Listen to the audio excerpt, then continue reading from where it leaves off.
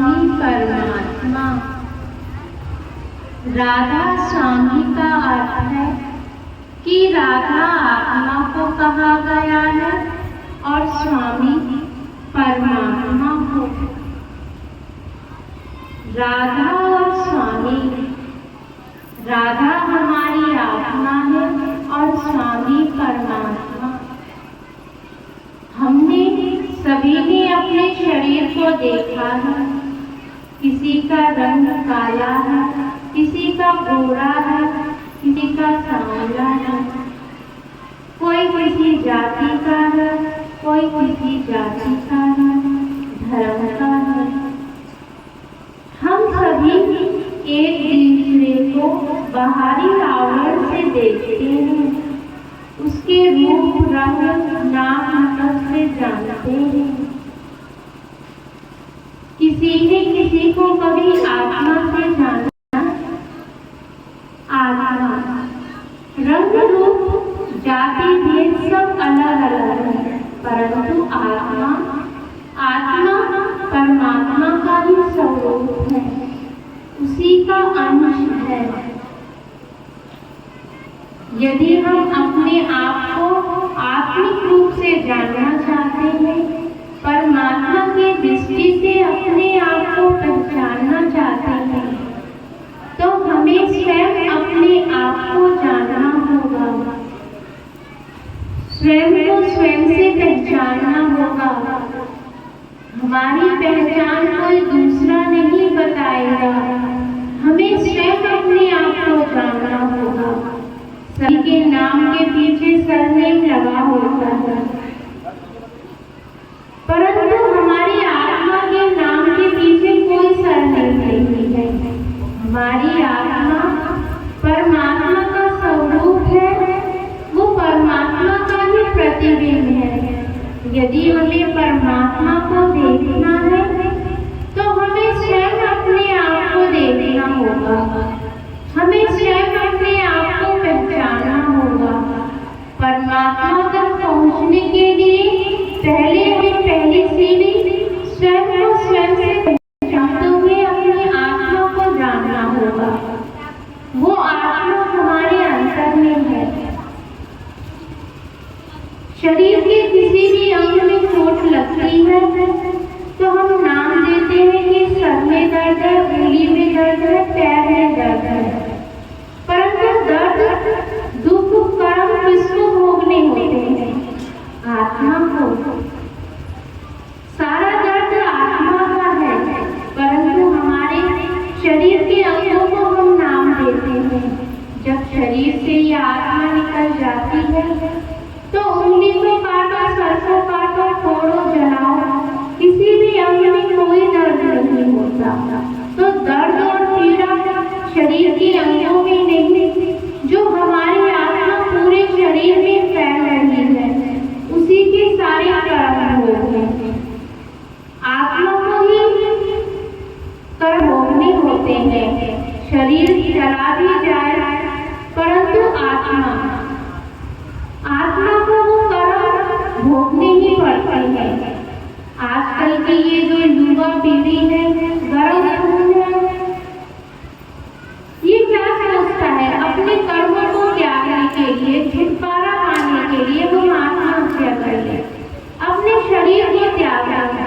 शरीर को त्यागने से क्या दुखों से छुटकारा मिल सकता है? नहीं।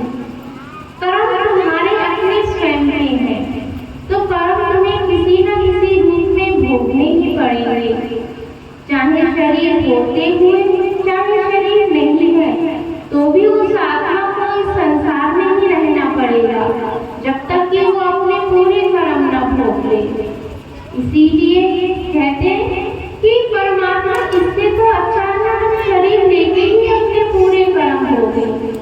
इस शरीर के माध्यम से हम ये तो जानेंगे कि हमें एक घर मिला है, और आत्मिक रूप में तो अपने घर वाले ही हमें घर से बेदखल कर देते हैं। तो हम ये जाने कि हमें इस संसार में हम कर्म भोगने के लिए ही आए हैं।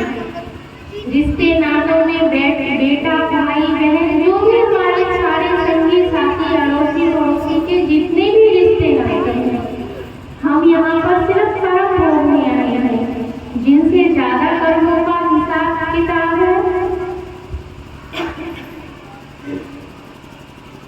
जिससे ज्यादा कर्मों का हिसाब किताब है उससे हमारे रिलेशन क्लोज के होंगे, पास के होंगे। और जिससे हमें कर्म कम भोगने होंगे वो हमारे दूर के रिलेशन में होगा, हमारा अड़ोसी होगा, पड़ोसी होगा, दूर का रिश्तेदार होगा। तो ये जो भी हमारा जीवन चक्र है ये सारा किसके ऊपर आधारित है? हमारे कर्मों के ऊपर आधारित है। किसी ने पूछा कि कर्म बड़ा है कि भाग्य? कर्म बड़ा है कि भाग्य? ये तुम स्वयं निर्धारित करो कि हमारे जीवन में क्या बड़ा है, किसकी महत्वता है।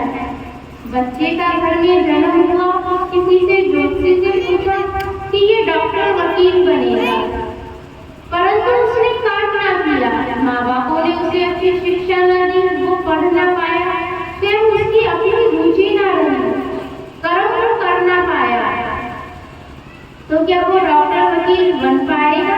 तो आप ही निर्धारित करिए कि कर्म बड़ा है भाग्य? कर्म बड़ा। तो कर्म के ऊपर जो हमारा पिछला भी होता है, जो हमें मिलने वाला होता है, आधारित हमारा पिछला ही जन्म होता है। परंतु जीव को जिस भी अब इस योनि में आए हैं, मनुष्य चोले में आए हैं, यदि उस मनुष्य को सत्संग का माध्यम मिले, सत्संग सुनने को मिले, तो वो अपने जीवन में जो कुछ गलत होने वाला है उसे पूरा खत्म नहीं कर सकता है, परंतु उसे काफी हद तक वो अपने कर्मों द्वारा, अच्छे कर्मों द्वारा वो कम कर सकता है।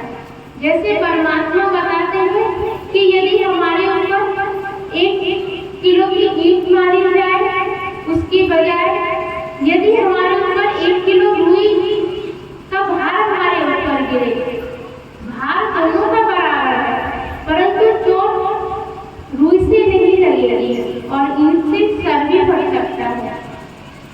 तो कर्मों का माध्यम वही है कि कर्म भाग्य को भी बदल सकता है। जो हमारा पिछला प्रारब्ध है उसको बदलते हुए उसको कुछ काफी हद तक कम कर सकता है। भार इतना होगा, 1 किलो ईंट पड़ने पर सर फटना है, परंतु उसका भार 1 किलो से परमात्मा कम नहीं कर सकते हैं, परंतु उसको रुई में परिवर्तित जरूर कर सकते हैं।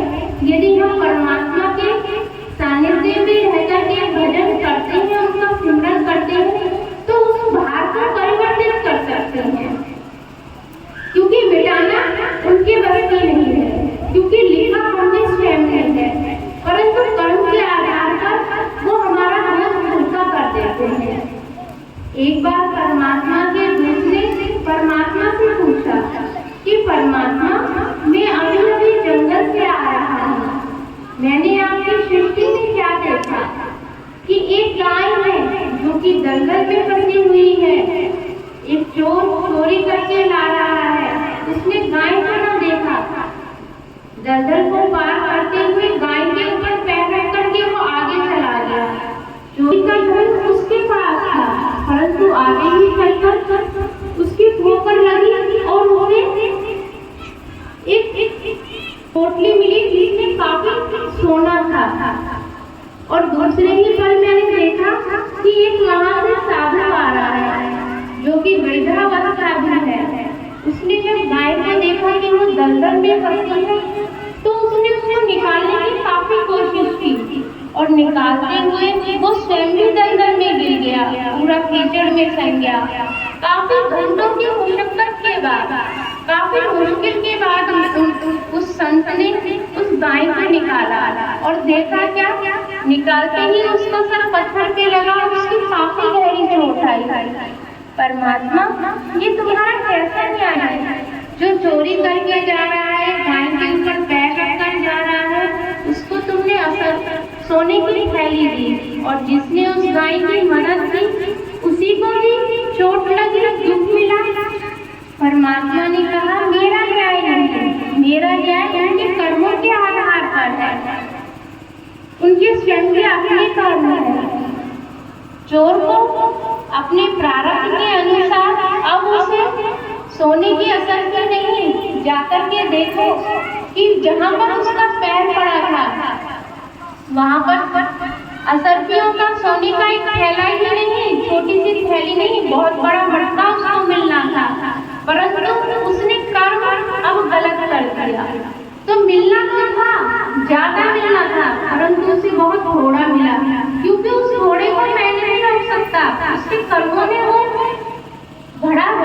दिया, क्योंकि उसने गाय को बचाने की जगह उसी के ऊपर पैर रख दिया।